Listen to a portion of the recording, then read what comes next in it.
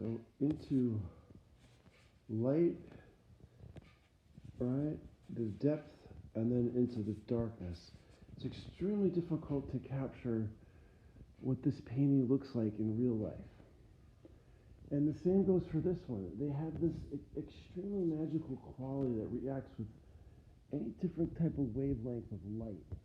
And my father was fascinated with light and the way how light either reveals things that we can't see or hides things that we cannot see.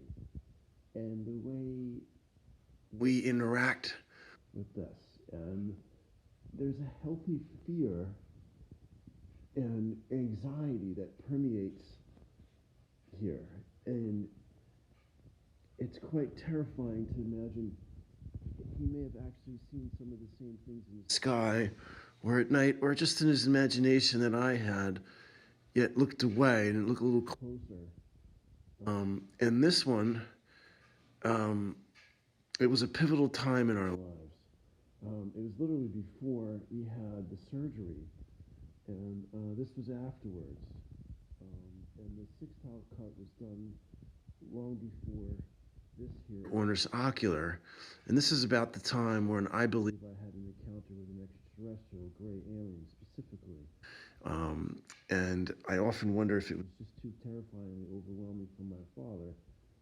I think they just want to leave people alone if it's going to be too overwhelming. For fear to just kill you.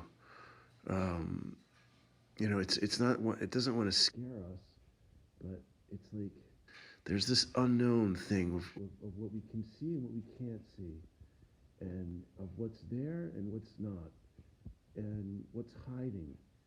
And sometimes the longer you look at this, the way things start to reveal themselves to you becomes astonishing because it'll do it differently each time. And the same goes for this one.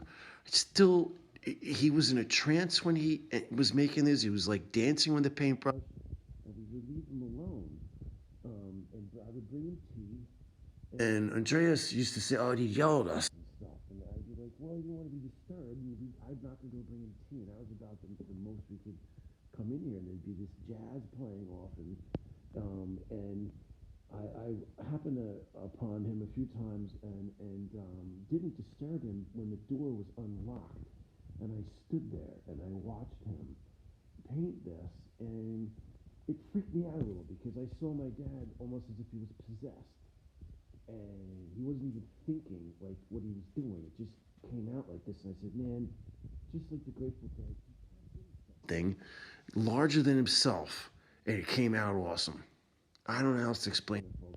This is one of the coolest art I've ever seen in my whole life, and I really appreciate your help and support to help me preserve this and honor my family legacy. Thank you so much, folks. Thank you.